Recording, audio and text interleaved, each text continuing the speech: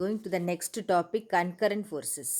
Concurrent means the collection of forces is said to be concurrent if the line of forces act at the common point. அப்போ எல்லா ஃபோர்ஸஸும் ஒரு common பாயிண்ட்லேருந்து start பண்ணால் those forces are called as concurrent forces. ஒரே பிளேனில் இருக்கணும்னு அவசியம் கிடையாது. சப்போஸ் ஒரே பிளேனில் இருந்தால் அதுக்கு இன்னொரு பேர் இருக்குது, கோ பிளேனார் ஃபோர்ஸஸ். ஓகே, அப்போ கன்கரண்ட் ஃபோர்ஸஸ் அப்படின்னா என்ன மீனிங்? ஃபோர்ஸஸ் எல்லாமே ஒரு பாயிண்ட்லேருந்து ஸ்டார்ட் ஆகும். இப்போ ஃபோர்ஸ் இதில் F1 F2 F3ன்னு சொல்லியிருக்கோம். அந்த எல்லா ஃபோர்ஸுமே பார்த்தீங்கன்னா it is a meeting at a point O. So these three forces are called as concurrent forces. இப்போ கன்கரண்ட் ஃபோர்ஸஸ்னால் என்னன்னு சொல்லிட்டோம், the forces which are having a common point. அப்போ எல்லா ஃபோர்ஸஸ்க்கும் ஒரு காமன் பாயிண்ட் இருந்தால் அந்த such type of forces is called as concurrent forces. Okay, இப்போ இது உனக்கு புது டாப்பிக்கு, ஆல்ரெடி நீ பார்த்துருக்கா. அதே மாதிரி தான் இது. இப்போ இந்த ரெண்டு எக்ஸாம்பிள் காமிச்சிருக்காங்க பாரு. Two forces are acting in that point. இப்போ இந்த கன்கரண்ட் ஃபோர்ஸஸை வச்சு தான் we are going to state Lami's theorem. இப்போ if you are having system of three concurrent or coplanar forces are in equilibrium. இது மூணு சப்போஸ் ஈக்குலிபிரியத்தில் இருந்தால் the Lami's theorem states that magnitude of each force of the system is proportional to the sine of the angle between the other two forces. Okay, sine of the angle between the other two forces. இப்போ constant of proportionality மூணுக்குமே சேமாக தான் இருக்கும். Okay, அப்போ Lami's தியரத்தில் என்னன்னு பாரு, three forces are said to be concurrent or coplanar. அப்போ ஒரே பாயிண்ட்டாக இருக்கணும் அல்லது கோப்ளேனராக இருந்துச்சுன்னா அண்ட் தே ஆர் இன் ஈக்குலிபிரியமாக இருந்தால், ஈக்குலிபிரியம் மீன்ஸ் மூணுமே சேர்ந்து த ரிசல்டன்ட் எப்படி இருக்கும், ரிசல்டண்ட்டை நல்லிஃபை பண்ணும். அதை தட் மீன்ஸ் ஈக்குவலாக கொண்டு வந்துடும். த ரிசல்டன்ட் அது ஸ்டேட்டிக்காக இருக்கிற மாதிரி இருந்தால் that is called as equilibrium. அப்படி இருந்தால் லாமிஸ் தியரம் என்ன சொல்லுது, the magnitude of each force, ஒவ்வொரு ஃபோர்ஸும் directly proportional to the sine of the angle between other two forces. இப்போ ஃபோர்ஸ் F1 இருந்துச்சுன்னா sine of the angle between F2 and F3. Okay, அப்போ force F1 proportional to sine of the angle between F2 and F3. இப்போ F2 இருந்துச்சுன்னா force F2 is proportional to sine of the angle between F1 and F3. அந்த மாதிரி அது ஒன்று எடுத்துக்கிட்டோம்னா other டூக்கு என்ன ஆங்கிளோ அதரோட சைன் தீட்டாவை கண்டுபிடிக்கணும். That is called as Lami's theorem. Okay, அப்போ லாமிஸ் தியரம்னா என்னென்னா, it is nothing but we are considering three concurrent forces. மூணு ஃபோர்ஸ் இதில் எடுத்துக்கிறோம். அந்த மூணுமே தே ஆர் இன் ஈக்குலிபிரியம் சொல்கிறோம். அப்போ ஈக்குலிபிரியம்னு ஒரு கண்டிஷனில் இருக்கும்போது that force is directly proportional to sine of the angle. அப்போ அதை நம்ம இந்த இதில் பார்க்க போகிறோம். இப்போ இதில் பாரு, force F is proportional to sine ஆல்ஃபான்னு கொடுத்துருக்கு. Where alpha is the angle between F2 and F3. Force F2 is proportional to sin beta. அப்போ beta will be angle between F1 and F3. F3 is proportional to sin gamma. அப்போ காமாங்கிறது என்ன, angle between F1 and F2. இப்போ இது மூணையும் நம்ம அப்படியே club பண்ணோம்னா F1 by sin alpha is a constant, F2 by sin beta constant, F3 by sin alpha constant. அதனால் நம்ம மொத்தமாக எப்படி எழுத போகிறோம், F1 by sin alpha is equal to F2 by sin beta is equal to F3 by sin gamma. Okay, அப்போ இதை வச்சு the object static ஈக்குலிபிரியத்தை இப்படி இந்த மாதிரி மூணுமே ஈக்குவல்ங்கிற ஒரு ப்ரூஃப் கிடச்சிருச்சுன்னா other words we can say that they are in equilibrium. இப்போ நம்ம ஸ்டேட்மெண்ட்டை ஈக்குலிபிரியம்னு கொண்டு வந்து இதை எழுதுகிறோம். இப்போ ரிவர்ஸை நம்ம இதில் ப்ரூவ் பண்ணலாம். F1 by sin alpha, F2 by sin beta, F3 by sin gamma மூணுமே ஈக்குவலாக இருந்தால் நம்ம என்ன கன்க்ளூஷனுக்கு வரலாம், these three forces are in equilibrium அப்படிங்கிற கன்க்ளூஷனுக்கு வரலாம். ஓகே, அப்போ இது நமக்கு இதில் பார்த்துக்கணும். இதனோட படத்தை பாருப்பேன், இந்த படத்தை பார்த்துட்டா அவனுக்கு கொஞ்சம் நல்லா புரியும். இந்த டயக்ராமை பாரு, F1 F2 F3. அப்போ F1க்கு F1லேருந்து F2க்கும் F3க்கும் இடையில உள்ள ஆங்கிள் என்ன, ஆல்ஃபா. F2வாக இருந்தால் சைன் பீட்டான்னு சொல்கிறோம். அப்போ F1க்கும் F3க்கும் இடையில உள்ள ஆங்கிள் என்ன, beta. F3 is proportional to sine காமான்னு சொல்கிறோம். 1க்கும் 2க்கும் இடையில உள்ள ஆங்கிள் என்ன, காமா. ஓகே, அப்போ இதை வச்சு தான் நம்ம எக்ஸ்பிளைன் பண்ணணும். These 3 points are in equilibrium then according to Lami's தியரம்னு நம்ம இந்த மாதிரி எழுதிடலாம். ரிவர்ஸ்லையும் நம்ம ப்ரூவ் பண்ணிக்கலாம். சப்போஸ் இப்படி இருந்துச்சுன்னா தட் இஸ் ஈக்குவல் டு அப்படின்னு போட்டுக்கலாம். ஓகே, அப்போ இதுதான் Lami's theorem. Very very important question உங்களுக்கு. அதனால் ஸ்டேட்மெண்ட் எழுதணும், எழுதிட்டு இந்த படத்தை வரைஞ்சி இந்த ஈக்குவேஷன்ஸை எழுதணும். ஓகே, அப்போ லாமிஸ் தியரத்தில் என்ன சொல்கிறோம்? The system 3 concurrent and coplanar forces are in equilibrium. Magnitude of each force is proportional to sine of the angle between the other two forces ன்னு எழுதிடணும். எழுதிட்டு இந்த படத்தை வரையணும். F1 proportional to sin alpha, F2 proportional to sin beta, F3 proportional to sin gamma. Okay, that is equal to இதை போட்டுற வேண்டியதுதான். எழுதிடலாமா? F1 by sin alpha. அது எல்லாத்துலேயுமே ஏன் 2 பக்கம் கோடு போட்டிருக்காங்க? ஸ்டேட்மெண்ட்டில் நமக்கு மேக்னிடியூட் ஆஃப்னு இருக்குது அதனால். ஓகே, நெக்ஸ்ட்டு இந்த ப்ராப்ளம் பாரு. இந்த ப்ராப்ளத்தில் a baby and the chain are மாடல்னு கொடுத்துருக்கு. அப்போ இந்த படத்தை பார்த்துட்டு அதை நம்ம இதில் இது பண்ண போகிறோம். ஓகே, அப்போ அந்த படத்தில் பார்த்தீங்கன்னா நம்ம லாமிஸ் தியரத்தை தான் யூஸ் பண்ணுறோம். லாமிஸ் தியரத்தை யூஸ் பண்ணும்போது இதில் t by 180 மைனஸ் தீட்டா, அதுவும் எப்படி இருக்குது? ஆங்கிள் 180 மைனஸ் தீட்டாவாக இருக்குது. அதனால் ஓகே, டவுன்வர்டு ஃபோர்ஸ் இருக்குது, டென்ஷன் இருக்குது. படத்தை பார்க்கணும். படத்தில் பார்த்துட்டு எஃப் தான் டென்ஷன் இங்கே, t divided by 180 minus theta. அப்போ t டிவைடட் பை 180 மைனஸ் தீட்டாவை எப்படி எழுதலாம்? சைன் ஆஃப் 2 தீட்டான்னு எழுதுகிறோம். Sine of 180 minus theta sine theta, sine 2 theta 2 sine theta cos தீட்டான்னு வரும். அதனால் இது எல்லாமே கேன்சல் ஆகிட்டு mg டிவைடட் பை 2 காஸ் தீட்டான்னு கிடச்சிருக்கு. ஓகே, அப்போ 2t காஸ் தீட்டா இந்த பக்கம், சைன் தீட்டா இந்த பக்கம், mg இந்த பக்கம், அதெல்லாம் நீ பார்த்துக்கிறணும். Okay, now we are going to see about law of conservation of linear momentum. Okay, கன்சர்வேஷன்னா it is a very important part. இப்போ டைனமிக்ஸ் ஆஃப் மோஷனில் நம்ம பார்த்தோம்னா கன்சர்வேஷன் லாஸு அதெல்லாம் பார்த்தோம். 3 கன்சர்வேஷன் லாஸ் இன் மெக்கானிக்ஸ் இருக்குது. கன்சர்வேஷன் ஆஃப் டோட்டல் எனர்ஜி, அதுக்கப்புறம் conservation of linear momentum, conservation of angular momentum. இப்போ நமக்கு இதில் 3 லாஸ் இருக்குது கன்சர்வேஷனில்: energy, linear momentum and angular momentum. இப்போ இது 3ஐயும் கம்பைன் பண்ணி தான் நம்ம டோட்டல் லீனியர் மொமெண்டம் கொண்டு வர போகிறோம். என்ன லாஸ்லாம் கம்பைன் பண்ண போகிறோம்? Newton second law and Newton third law. Newton second லாவையும் நியூட்டன் தேர்ட் லாவையும் கம்பைன் பண்ணி தான் டோட்டல் லீனியர் மொமெண்டம்க்கு நம்ம ஈக்குவேஷன் கொண்டு வர போகிறோம். இப்போ இதில் என்ன பண்ணுறோம்? We are considering 2 particles. அந்த 2 பார்ட்டிகிளும் the interact with each other, அதாவது கொலைட் வித் ஈச் அதர். அப்போ என்ன ஆகும்? The exact equal and opposite forces. First particle ரெண்டாவது பாடி மேலேயும், செகண்ட் ஃபஸ்ட்டு மேலேயும் ஒரு ஃபோர்ஸை எக்ஸிக்யூட் பண்ணோம். அப்போ according to Newton's third law, the particle 2 exerts exactly an equal and opposite force on particle 1. அப்போ force of 1 with respect to 2 will be equal to force of 2 with respect to 1. ஆனால் equal and ஆப்போசிட்னு சொன்னதுனால F12 will be equal to minus of F21 or F21 will be equal to minus of F12. இது எல்லாமே vector quantity, அதனால் vector F21 is equal to minus of vector F12. அப்போ நம்ம இந்த momentum of the particles தான் ஃபோர்ஸ்ன்னு சொல்லிட்டோம் Newton's second லா படி. அதனால் இதை எப்படி எழுத போகிறோம்? F12 is equal to dp1 by dt, d by dt of p1. p1னா என்ன? மொமெண்டம். F21 எப்படி எழுத போகிறோம்? d by dt of p2. p2ங்கிறது என்ன? Momentum of second particle. Okay, அப்போ இந்த ஈக்குவேஷன்ஸ்லாம் என்னன்னு புரியுதா? இங்கே நம்ம 2 லா யூஸ் பண்ணுறோம், Newton's second law and Newton's third law. Newton's third லாவில் என்ன சொல்கிறோம்? 2 பார்ட்டிகிள் எடுத்துக்கிறோம், it is colliding with each other.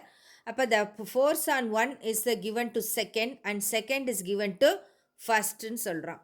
அப்போ force of 1 is given to second அப்படிங்கிறத நம்ம என்ன சொல்கிறோம்? F12 that is equal to F21. ரெண்டுக்குமே ஈக்குவல் அண்ட் ஆப்போசிட், அதனால மைனஸ் சைன் போட்டாச்சு. ரெண்டுக்கும் மொமெண்டம் இருக்கும் P1 and P2. By according to Newton second law F12 is equal to dP1 by d2, அதாவது dt, d by dt of momentum, d by dt of P1, d by dt of P2, அதுதான் meaning. Okay, அப்போ law of conservation moment, law of conservation of linear மூமெண்டமில் நம்ம எடுத்திருக்கிற லாஸ்லாம் என்ன தான்? Newton's second law and Newton's third law. அது ரொம்ப முக்கியம். அப்போ கன்சர்வேஷன் ஆஃப் லாஸில். அடுத்து இப்போ என்ன பண்ண போகிறோம், த மொமெண்டம் ஆஃப் பார்ட்டிக்கிள் 1 2ன்னு சொல்லியாச்சா. அப்போ இது ரெண்டுமே ஈக்குவல் அண்ட் ஆப்போசிட்னு சொல்லிட்டோம். அப்போ dp1 is equal to minus of dp2. மைனஸை இந்த பக்கம் கொண்டு வா, ப்ளஸ் ஆகிடும். டி பை டிடியை காமனாக எடு, p1 plus p2 equal to 0. அப்போ என்ன அர்த்தம், டிஃபரன்சியேஷன் ஆஃப் சப்ஸ்டன்ஸ் இஸ் 0 அப்படின்னா டிஃபரன்சியேஷன் ஆஃப் அ கான்ஸ்டன்ட் தான் 0. டிஃபரன்சியேஷன் பண்ணும்போது நமக்கு வேல்யூ 0 கிடைக்கணும் அப்படின்னு சொன்னால் நம்ம கான்ஸ்டண்ட்டாக இருந்தால் தான் நமக்கு 0 கிடைக்கும். அப்போ dt by dt of p1 plus p2 equal to 0 அப்படின்னா what it implies, it implies that vector p1 plus vector p2 should be a constant vector always. அப்போ ரெண்டும் ஆட் பண்ணும்போது கான்ஸ்டன்ட் அப்படின்னா என்ன மீனிங், இட் இஸ் கன்சர்வ்ட். கன்சர்வ்னா ரெண்டும் ஆட் பண்ணுற வேல்யூ மாறாது, எப்போவுமே ஒரே மாதிரி இருக்கும். That is called as conservation of linear momentum. அப்போ இப்போ என்ன பண்ணியிருக்கோன்னு பாரு, p1 தான் மொமெண்டம் ஆஃப் பார்ட்டிகிள் 1, அதோட force F12, p2 momentum of particle 2, அதோட force F21. F12 equal to minus of F21 போட்டோம். அந்த ஈக்குவேஷனில் இதை சப்ஸ்டியூட் பண்ணு, F21 equal to minus of F12 எப்படி வேணாலும் போட்டுக்கலாம். அப்போ d of p1 by p dt is equal to minus d by dt of p2. இதெல்லாம் ஒரு சைடு கொண்டு வா, d by dt of p1 plus d by dt of p2.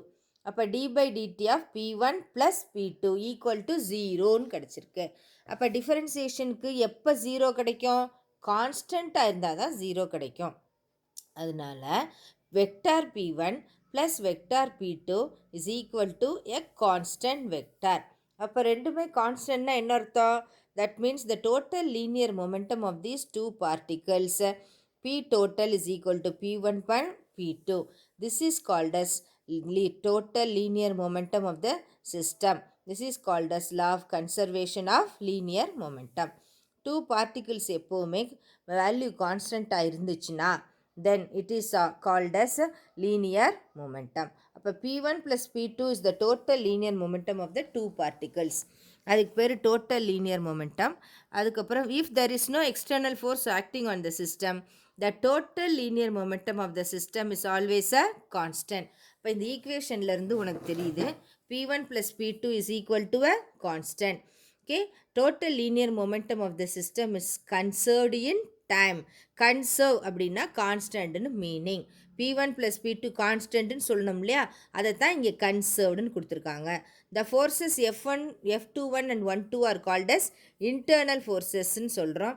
Because they are acting between two particles மட்டும்தான், external force இங்கே கிடையாது. அப்போ linear மொமெண்டத்தில் in case of linear momentum the system is a constant vector are conserved. In the absence of external force, the total linear momentum is conserved. அதை பார்த்துக்கணும், சரியா. This is law of conservation of linear momentum. 5 மார்க்கில் கேட்பாங்க. அப்போ linear மொமெண்டம்னா என்னென்னு explain பண்ணிவிட்டு இந்த 4-5 equation இருக்குது அதையும் எழுதணும். எழுதிட்டு கீழே டிஸ்கஷன் இருக்குது வித்தியா, அதையும் எழுதணும். எழுதிட்டு ஸ்டேட்மெண்ட்டை கரெக்டாக போடணும். எக்ஸ்டர்னல் ஃபோர்ஸஸ் இங்கே கிடையாது அப்படிங்கிற இதையும் எழுதிடணும். There is no external force acting on the system. External force இருந்துச்சுன்னா இந்த லீனியர் மொமெண்டம் கன்சர்வ் ஆகாது, அதனால் அதையும் நமக்கு எழுதிடணும். ஓகே, இப்போ இது ஒரு 5 mark question, often asked question இந்த சாப்டரில். இது கொஞ்சம் ரொம்ப சிம்பிள் தான், 3 ஸ்டெப்பு தான் இருக்குது டெரிவேஷனில். அந்த 3 ஸ்டெப்பு நல்லா எழுதி படிச்சுக்கணும்.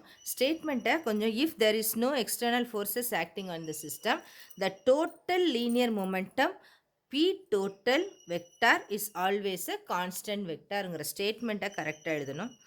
அப்படி இல்லைன்னா செகண்ட் ஸ்டேட்மெண்ட் எழுதினாலும் சரி, ஏதாவது ஒரு ஸ்டேட்மெண்ட்டை கரெக்டாக எழுதியிருக்கணும். F1 and F2 internal forces தான், தே ஆர் நாட் எக்ஸ்டர்னல் ஃபோர்ஸஸ்ங்கிறதையும் மென்ஷன் பண்ணிடணும். ஓகே, இதை வச்சுட்டு ஒரு சின்ன எக்ஸாம்பிள்லாம் கொடுத்துருக்காங்க, அந்த எக்ஸாம்பிளை பார்க்க போகிறோம். இது ஒரு தியரிட்டிக்கல் ப்ராப்ளம் தான். இது நீ புரிஞ்சுக்கிட்டால் போதும், இது ரொம்ப ப்ராப்ளம்ஸில் அதிகம் கேட்குறதில்ல. நெக்ஸ்ட்டு பாரு, எக்ஸாம்பிள் 3.15. இந்த எக்ஸாம்பிள் 3.15ல் identify the internal external forces acting on the following சிஸ்டம்ஸ்னு கேட்டிருக்காங்க. 4 சிஸ்டம் கொடுத்துருக்காங்க. அதில் இன்டர்னல் ஃபோர்ஸ் எது, எக்ஸ்டர்னல் ஃபோர்ஸ் எதுன்னு கண்டுபிடிக்க சொல்லியிருக்காங்க. ஃபஸ்ட்டு சிஸ்டம் பார்த்தீங்கன்னா எர்த் அலோன் அஸ் சிஸ்டம், எர்த்தை மட்டும் எடுத்துக்கணும். அடுத்து எர்த்தையும் சன்னையும் கம்பைன் பண்ணி எடுத்துக்கணும். அப்புறம் our body as a walking system while walking, நடக்கும்போது நமக்கு பாடி இன்டர்னல் எது எக்ஸ்டர்னல் எதுன்னு ஐடென்டிஃபை பண்ணணும். அதுக்கப்புறம் நம்ம பாடியையும் எர்த்தையும் கனெக்ட் பண்ணணும். ஓகே, ஃபஸ்ட்டு எர்த்தை மட்டும் எடுத்துக்கிறோம். Earth orbits around the sun due to gravitational attraction of the sun. அப்போ எர்த்தை மட்டும் நம்ம சிஸ்டமாக எடுத்துக்கிட்டோம்னா சன்ஸ் கிராவிடேஷனல் ஃபோர்ஸ் இங்கே எக்ஸ்டர்னலாக மாறிடும். சிஸ்டத்துக்குள்ளே அது இல்லை. எதெல்லாம் சிஸ்டத்தில் இல்லையோ அதெல்லாம் எக்ஸ்டர்னல் ஃபோர்ஸ்னு எடுத்துக்கணும். If you take Moon into account, அதுவும் என்ன ஆயிடுச்சு, இப்போ எக்ஸ்டர்னல் ஃபோர்ஸ் ஆயிடுச்சு. அப்போ இந்த படத்தில் பார்த்தீங்கன்னா எர்த்துக்கு டாட்டட் லைன் கொடுத்துருக்கனால அதுதான் அதோட இன்டர்னல் ஃபோர்ஸு. அப்போ force exerted by the sun, அது என்னது, எக்ஸ்டர்னல் ஃபோர்ஸு. மூணாக இருந்தால் அதுவும் என்னன்னு சொல்லிட்டோம், எக்ஸ்டர்னல் ஃபோர்ஸ். அப்போ இதில் என்ன கொடுத்துருக்காங்கன்னு பார்க்கணும். எர்த்து அலோன்னா எர்த்து மட்டும்தான் சிஸ்டத்தில் இருக்குது. எர்த்தை தவிர எல்லாமே என்ன ஃபோர்ஸு, எக்ஸ்டர்னல் ஃபோர்ஸ். அப்போ எர்த்துக்கு என்னெல்லாம் ஃபோர்ஸ் அங்கே ஆக்ட் பண்ண பாசிபிலிட்டிஸ் இருக்குது, attraction due to sun, nearest moon இருக்குது. இந்த மூணுனாலே அட்ராக்ஷன் இருக்க வாய்ப்பு இருக்குது. அப்போ அது எல்லாத்தையுமே என்ன ஃபோர்ஸ்னு இப்போ கன்சிடர் பண்ணணும். we have to consider all these things as external forces. Okay, அப்போ கொஸ்டினில் பாரு, first point earth alone as a சிஸ்டம்னு இருக்கிறதுனால அதை அப்படி எடுத்துக்கணும். ரெண்டாவதுல பார்த்தீங்கன்னா earth and sun as a சிஸ்டம்னு கொடுத்துட்டாங்க. சன் அஸ் அ சிஸ்டம்னு அந்த சிஸ்டத்தில் யார் இருக்கா, எர்த்தும் இருக்குது சன்னும் இருக்குது. எர்த்து சன் ரெண்டுமே இருந்துச்சுன்னா அது ரெண்டையும் சேர்ந்து தான் ஒரு சிஸ்டம்னு எடுத்துக்கணும். ஓகே, ஃபஸ்ட்டில் எர்த் அலோன்னு கொடுத்தனால சன் சிஸ்டத்தில் இல்லை. அப்போ அது எது இல்லையோ அதை என்னன்னு கொடுக்கணும், எக்ஸ்டர்னல் ஃபோர்ஸுன்னு கொடுக்கணும். ஆனால் ரெண்டாவதுல பார்த்தீங்கன்னா earth and sun as a சிஸ்டம்னு இருக்கனால இது ரெண்டுமே சேர்ந்து தான் என்னன்னு வந்துடும், இப்போ இன்டர்னல் ஃபோர்ஸுன்னு வந்துடும். அப்போ அது ரெண்டும் இல்லாமல் இருக்கிறது தான் எக்ஸ்டர்னல் ஃபோர்ஸுன்னு நம்ம எடுத்துக்கணும். ஓகே, அப்போ earth and sun as a சிஸ்டத்தில் பார்த்தீங்கன்னா இங்கே 2 internal forces form an action and reaction pair. Gravitational force on the earth on the sun and sun on the earth ரெண்டுமே நடக்கும். ஓகே, ஃபோர்ஸ் ஆஃப் அட்ராக்ஷன் அப்படின்னு சொன்னால் Sun earth மேலே இருக்கும், எர்த்துக்கு Sun மேலே இருக்கும். அப்போ அது ரெண்டுமே இன்டர்னலில் வந்துடும். அதுக்கப்புறம் அது போக வெளியில் உள்ள ஃபோர்ஸஸ் தான் எக்ஸ்டர்னல் ஃபோர்ஸஸ்ன்னு எழுதணும். ஓகே, அப்போ எர்த்து சன் ரெண்டுமே சிஸ்டத்தில் இருக்கிறனால 2 internal forces இருக்குது. இதில் internal forces, sun is exerting a force on the earth is exerting a force on the sun. இப்போ ரெண்டுமே இன்டர்னல் ஃபோர்ஸிங்க. அதனால் இது எல்லாத்தையுமே டாட்டடில் கொடுத்தா இன்டர்னல்னு அர்த்தம். இது எல்லாமே ஒரே சிஸ்டம்.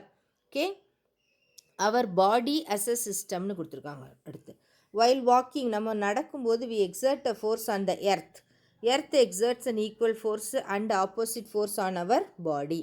ஆனால் இதில் அவங்க கொடுத்துருக்கிறது கன்சிடர் ஒன்லி யுவர் பாடின்னு கொடுத்துருக்கனால நம்மளுக்கு என்ன செய்ய போகிறோம், இங்கே நம்ம பாடி மட்டும்தான் இன்டர்னல் ஃபோர்ஸு, எர்த்தை என்னன்னு கொண்டு வந்துடணும், எக்ஸ்டர்னல்னு கொண்டு வந்துடணும். கொடுத்துருக்கிற சம்மில் யுவர் பாடி மட்டும்னு கொடுத்துருக்கனால இது இன்டர்னல், அதர் தேன் தட் எல்லாமே என்னது, எக்ஸ்டர்னல். அடுத்ததில் பாரு, body and earth as a சிஸ்டம்னு கொடுத்தாச்சு. அப்போ நம்ம body is exerting a force on the earth is exerting a force on our body. Arrow mark பார்த்தீங்கன்னா தெரியும், ஆப்போசிட்டாக இருக்குது. அதனால் எல்லாத்தையும் டாட்டட் லைனில் கொடுத்துருக்கு. தட் மீன்ஸ் ரெண்டுமே நமக்கு இங்கே இன்டர்னல் ஃபோர்ஸ்னு meaning. Okay, our body and earth ரெண்டையுமே நம்ம கன்சிடர் பண்ணுறதுனால ரெண்டுமே internal force. Body is exerting a force on the earth is exerting a force on the body. அதனால் இது ரெண்டையுமே சேர்த்து தான் நமக்கு இங்கே ஒரு இன்டர்னல் சிஸ்டமாக எடுத்துக்கிறோம். ஓகே, அப்போ இந்த case the 2 internal forces as present in the system, one is exerted by your body and another is exerted, equal and opposite force exerted by earth on our body. Okay, இது ரெண்டையும் சேர்த்து தான் நமக்கு இந்த இடத்துல என்ன இருக்குது, இன்டர்னல் ஃபோர்ஸு. அது போக உள்ள எக்ஸ்ட்ராலாம் என்னன்னு சொல்லணும், எக்ஸ்டர்னல் ஃபோர்ஸஸ்ன்னு கன்சிடர் பண்ணணும். ஓகே, அப்போ இதிலேருந்து நம்ம என்ன கன்க்ளூஷனுக்கு வர்றோன்னு பாரு. நமக்கு என்னெல்லாம் இருக்குது அடுத்து, meaning of law of conservation of momentum. என்ன மீனிங் இருக்குது, law of conservation of linear momentum வெக்டர்னு சொல்லியாச்சு. It implies both the magnitude and direction is constant. Total momentum can also be 0. அப்போ இதை அனலைஸ் பண்ணுறதுக்காக நம்ம Newton's second law or linear momentum நம்ம இதில் யூஸ் பண்ண போகிறோம். ஓகே, அப்போ the law of conservation of linear momentum எப்படி இருக்குன்னு பாரு. இது வெக்டர் லா, அதனால் வெக்டராக இருக்கனால போத் மேக்னிடியூட் அண்ட் டைரக்ஷன் இதில் நம்ம கான்ஸ்டன்ட்னு எடுத்துக்கிறோம். டோட்டல் மொமெண்டத்தையும் இதில் ஜீரோன்னு எடுத்துக்கலாம். அப்போ இதை அனலைஸ் பண்ணுறதுக்கு நம்ம மோஷன் ஆஃப் த பார்ட்டிகள் அதை வந்து நெக்ஸ்ட் இதில் பார்க்க போகிறோம்.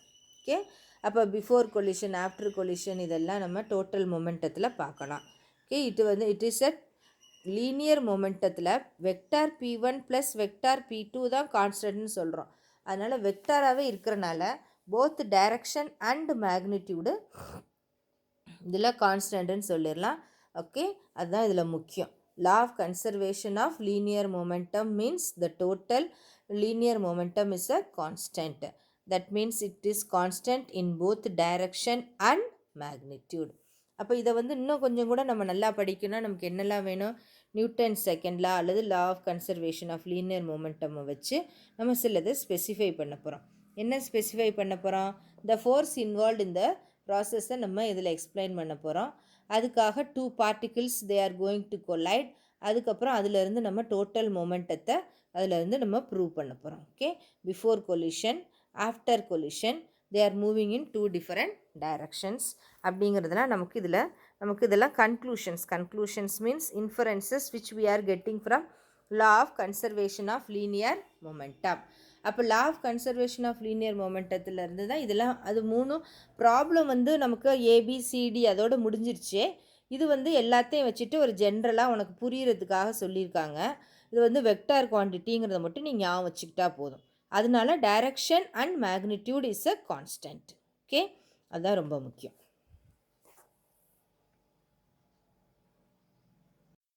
ஓகே, அப்போ இந்த அனலைஸ் பண்ணும்போது நம்ம Newton second law of conservation of linear momentum பார்க்குறோம்.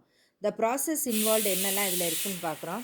By conservation of this linear momentum இதில் நம்ம வந்து we are not taking into any other does not require any other force.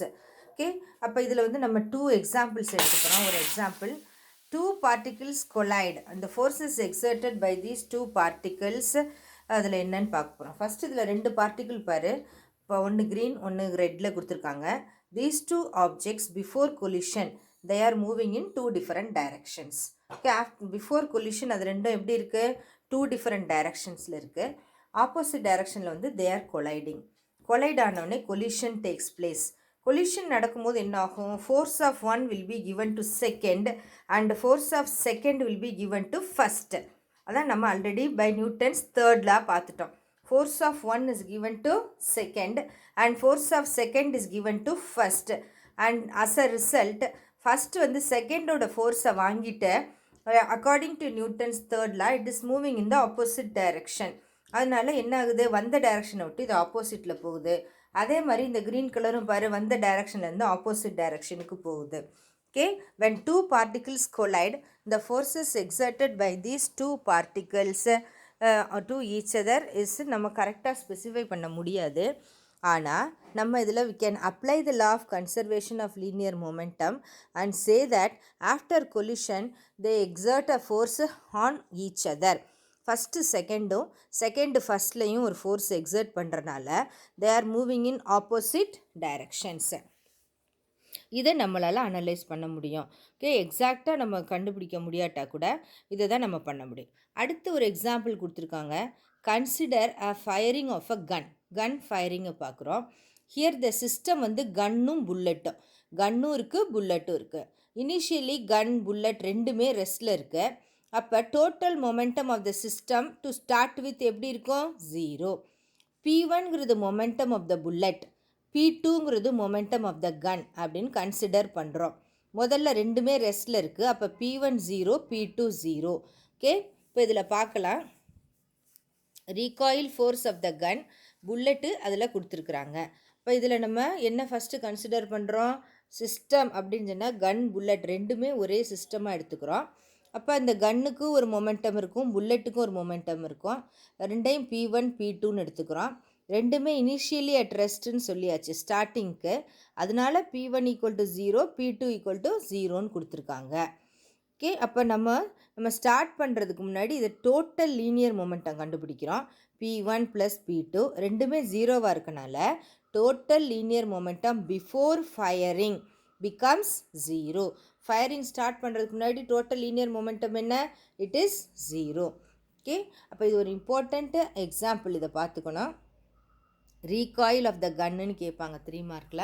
இப்போ நீ இந்த படம்லாம் வரையணும்னு அவசியம் இல்லை, சும்மா ஜஸ்ட் ஒரு ஆரோ மார்க்கை போட்டுட்டு ஒரு புல்லெட்டு கன்னுன்னு போட்டால் போதும். ஓகே, அப்போ total linear momentum before firing ஜீரோன்னு சொல்லிட்டோம். According law of conservation of momentum, total linear momentum is conserved. அப்படின்னா என்ன அர்த்தம்? Total linear momentum before firing should be equal to the total linear momentum after firing.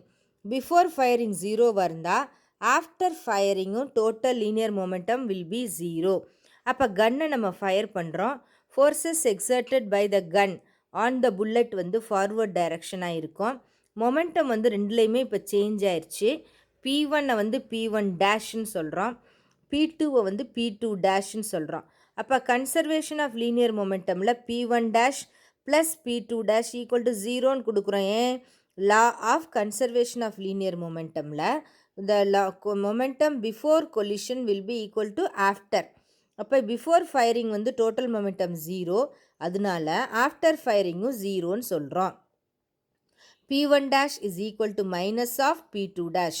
Okay, அப்போ the momentum of the gun is exactly equal and opposite. அப்போ exactly equal and opposite இதில் இருக்குது. Opposite to the direction of the momentum of the bullet.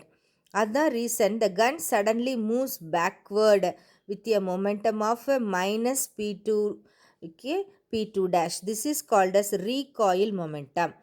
ஒரு கன்னை வச்சு நம்ம fire பண்ணும்போது bullet மேலே போயிடுச்சுன்னா அந்த கன்று லைட்டாக ஜெர்க் ஆகும் மேலே. அதனால தான் தோளில் வைக்கிறாங்க இந்த கன், அப்படி வச்சுட்டு இது பண்ணுறாங்க. கன்று ஹெவியராக இருக்கும், அதனால் ரீகாயில் குறையும். Okay, this is recoil of the gun. அடுத்து இன்னொரு எக்ஸாம்பிள் பார்க்க போகிறோம். 2 ஆப்ஜெக்ட்ஸ் எடுத்துக்கிறோம். One is at rest, another is moving towards the forward particle. They collide and after collision they move in arbitrary direction. ஆர்பிட்னா 2 different direction அர்த்தம். அப்போ before கொலிஷனோட total momentum should be equal to the total momentum after collision according to law of conservation of momentum. Okay, total momentum before collision will be equal to total momentum after collision according to law of conservation of linear momentum. Before collision பாரு, ஒன்று வந்து ரெஸ்ட்டில் இருக்குது, இது வந்து collide பண்ணுது. Okay, அப்போ ஒன்றுக்கு மட்டும்தான் மூவ்மெண்ட் இருக்கும், இன்னொன்று ரெஸ்ட்டில் இருக்குது. ஆஃப்டர் கொலிஷன் M1 ஒரு டைரக்ஷனில் போகுது, M2 ஒரு டைரக்ஷனில் போகுது. Total momentum vector before and after collision points in the same direction. P total bar arrow mark நேராக போயிட்டுருக்கு. Total linear momentum is a constant before and after collision. At the time of the collision, each particle exerts a force on the other. First வந்து second வந்து okay, the collision of first is given to the second on the first. அப்போ இந்த மாதிரி நமக்கு collide பண்ணிகிட்டு இருக்கு. அப்போ total linear momentum constant before and after கொலிஷன்னு சொல்லியாச்சு. ஓகே, அப்போ த டைம் ஆஃப் கொலிஷனில் these 2 forces are considered as internal forces, external forces கிடையாது. அப்போ total linear momentum will not be altered by the internal forces. இது internal ஃபோர்ஸாக இருக்கிறதுனால அதில் எந்த வித சேஞ்சும் இருக்காது. The total linear momentum will be conserved. இது அனதர் எக்ஸாம்பிள். அப்போ இது வந்து 2 டிஃப்ரெண்ட் டைரக்ஷன்ஸில் போனால் கூட த மொமெண்டம் பார்த்தீங்கன்னா ஆரோ மார்க் பாரு ஸ்ட்ரெயிட் லைனாக தான் இருக்குது. It shows that the direction is exactly the same. As a result of internal forces only, they are moving in these 2 directions. Internal force will not change the total momentum. அதனால் அதை பார்த்துக்கலாம். அதை பார்த்துட்டு நம்ம இது பண்ணிக்க வேண்டியதுதான். ஓகே, அப்போ இது வந்து நமக்கு தேர்ட் எக்ஸாம்பிள். இந்த தேர்ட் எக்ஸாம்பிள் வந்து டயக்ராம் வரையணும், ஆரோ மார்க் முக்கியம், இந்த எக்ஸ்ப்ளனேஷனை கரெக்டாக கொடுத்துடணும். லீனியர் மொமெண்டம் இஸ் கன்சர்வ்டுங்கிற வேர்டை மறந்துடாமல் எழுதிடணும். It is not altered. என்ன காரணம்னு கேட்பாங்க. It is not altered because these 2 forces are acting internally. Internal force வந்து எப்போவுமே நமக்கு மொமெண்டத்தை டிஸ்டர்ப் பண்ணாது. ஓகே, இந்த case of external forces, no external force தான் நமக்கு ஸ்டேட்மெண்ட்டே. இன்டர்னல் ஃபோர்ஸாக இருக்கனால இதில் எந்த வித சேஞ்சஸும் இருக்காது அப்படிங்கிறத மென்ஷன் பண்ணிக்கணும். தனித்தனியாக எக்ஸாம்பிள் கேட்டால் எழுதிக்க வேண்டியதான். ஓகே, நெக்ஸ்ட்டு பாரு இம்பல்ஸ். இம்பல்ஸ் அப்படின்னு சொன்னாலே a very large force acting on a very short duration. Okay, large ஃபோர்ஸாக இருக்கும் ஆனால் வெரி ஷார்ட் டியூரேஷனுக்கு இருந்தால் that force is called as impulsive force or impulse. இப்போ force acts on the object at a very short interval of time, அதனால் delta டின்னு சொல்கிறோம். Or F into dt. F into dt is equal to force into time, that is equal to rate of change of momentum change of momentum, அதனால் டிபின்னு போடுறோம். Okay, அப்போ force acts on a very large force acting for a short interval of time. இதை integrate பண்ணுறோம். Okay, initial to final dp, initial to final fdt. அப்போ upper limit minus lower limit. இப்போ pf minus பிஐ.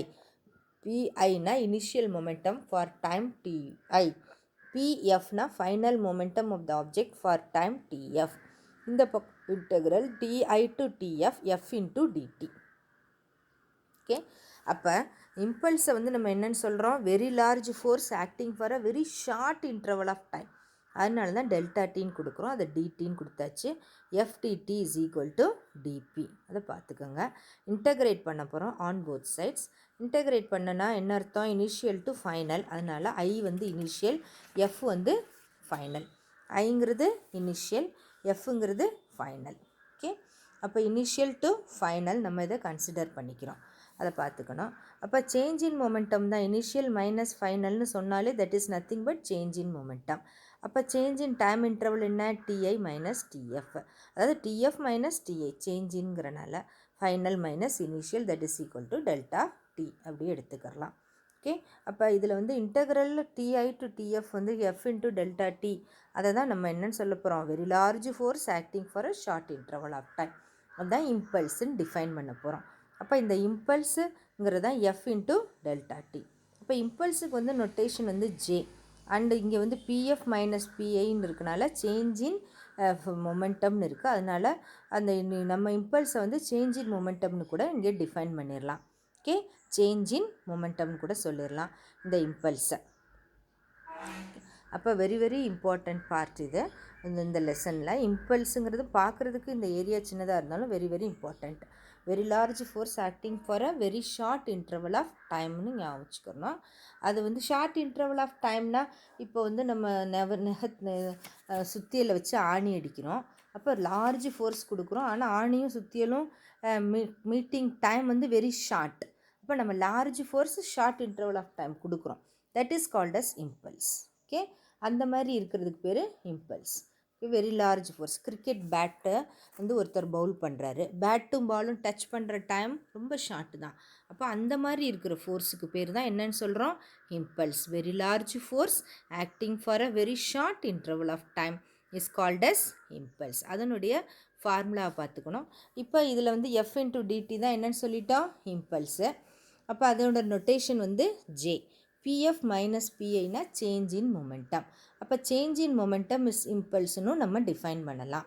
இப்போ change in momentum is called as impulse. இம்பல்ஸோட notation J. இப்போ impulse வந்து it is a vector quantity, unit வந்து newton second. இப்போ F average is equal to delta p. எஃப்லேருந்து delta டியை கீழே கொண்டு வரோம், that is delta p divided by delta t. இப்போ average force act on the object is greater if delta t is very very smaller. இப்போ whenever the momentum of the body changes quickly, வேகமாக momentum மாறும்போது average force becomes larger, force larger ஆயிரும். இம்பல்ஸை வந்து we can write in terms of average force. Delta பிங்கிறது change in momentum, அதுதான் ஜேக்கு equal. Okay, J means impulse. Impulse is equal to delta p. Delta p means change in momentum. அதை இதில் பார்த்துக்கணும். இந்த force வந்து கான்ஸ்டன்ட் ஓவர் த டைம் இன்டர்வலாக இருக்கிறதுனால தான் நம்மளுக்கு integral ti to tf delta டின்னு போடுறோம். இது சேஞ்ச் இன் மொமெண்டம். இதில் கான்ஸ்டன்ட் ஃபோர்ஸை தான் நம்ம கன்சிடர் பண்ணுறோம். இம்பல்ஸோட நொட்டேஷன் வந்து J. J is equal to F into delta t. அப்போ it is also equal to change in momentum delta p over a time interval. அதோட வெக்டார் குவான்டிட்டி அதை நல்லா பார்த்துக்கணும். இம்பல்ஸ் அப்படின்னு சொன்னால் இது எதோ ஃபோர்ஸு இது தான் அப்படின்னு நினைக்கக்கூடாது. It is a vector quantity, unit per newton second. ஏன்னா இம்பல்ஸ்னால் என்னன்னு சொல்லிட்டோம், வெரி லார்ஜ் ஃபோர்ஸ். ஃபோர்ஸோட யூனிட் என்ன, newton. Short interval of time, டைமோட யூனிட் என்ன, செகண்ட். அதனால தான் இம்பல்ஸோட unit newton second. Force into time taken. அதனால் ஃபோர்ஸோட யூனிட் நியூட்டன், டைமோட யூனிட் செகண்ட். அதனால தான் இம்பல்ஸோட யூனிட் என்னன்னு சொல்கிறோம், நியூட்டன் செகண்டுன்னு சொல்கிறோம். சரியா? அதுக்கப்புறம் பார்த்தீங்கன்னா இதோட கிராஃபிக்கல் ரெப்ரசன்டேஷன் இருக்குது. கிராஃபிக்கல் ரெப்ரசன்டேஷனில் we are drawing a graph between force and time.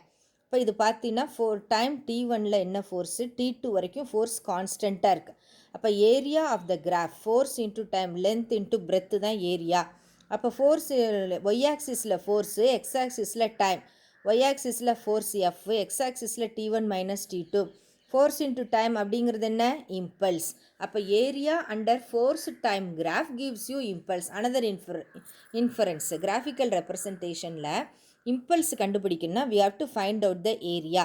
வேரியபிளாக இருந்துச்சுன்னா வேரியபிளுக்கு ஏரியா கண்டுபிடிக்கணும். இதுக்கு ஒரு சின்னதாக ஒரு எக்ஸாம்பிள் கொடுத்துருக்காங்க. A cricket player catches the ball when he pulls the hands gradually in the direction of the ballனு கேட்குறாங்க. அப்போ அந்த கிரிக்கெட் மேட்ச்ல எல்லாம் பார்த்துருப்பா, அவங்க அப்படியே கையை கீழே கொண்டு வந்துக்கிட்டே தான் கேட்ச் பிடிக்கிறாங்க, உடனே பிடிக்காம. அதுக்கு என்ன ரீசன்? கிரிக்கெட் கேட்சஸ் த பால் பார்த்தோம். அப்போ கேட்ச் பிடிக்கிறவங்க பார்த்தீங்கன்னா அந்த பாலுக்கு கீழே அப்படியே கையை கொண்டு வந்துக்கிட்டே இருப்பாங்க. டக்குன்னு பிடிச்சாங்கன்னா அவங்க கையில் நிறைய காயம் வந்துடும். அதை அவாய்ட் பண்ணுறதுக்காக they are increasing the time. Okay, if he stops his hand soon after catching, the ball will comes to rest. ஆனால் the momentum of the ball is brought to rest very quickly. அப்போ பாடியில் will be very large, நமக்கு நிறைய காயம் ஏற்படும். அதனால கொஞ்சம் கொஞ்சமாக அந்த டயத்தை இன்க்ரீஸ் பண்ணிக்கிட்டே இருக்காங்க. Very large force acting for the short interval of டைம்னு சொல்லிட்டோம்.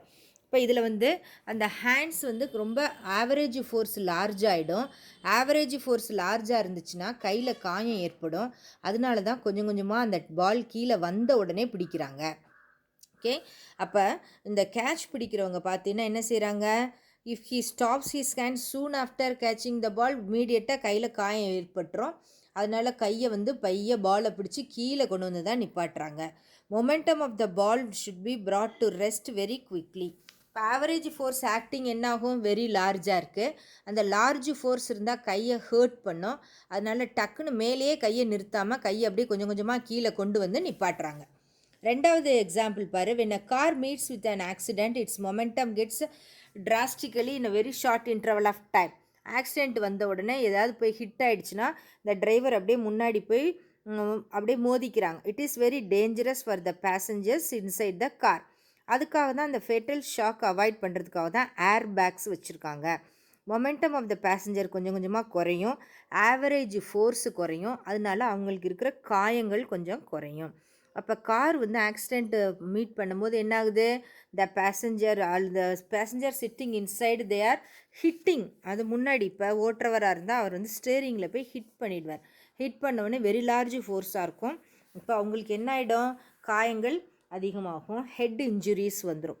அதை அவாய்ட் பண்ணுறதுக்காக தான் ஏர் பேக்ஸ் வச்சுருக்காங்க. அதை போய் அதை ஹிட் பண்ணும்போது இந்த ஏர் பேக்ஸ் எந்திரிச்சிறனால அவங்களுக்குள்ளே ஆவரேஜ் ஃபோர்ஸு குறையுது. ஆவரேஜ் ஃபோர்ஸு குறையும் போது என்ன ஆகுது, they can reduce the accidents.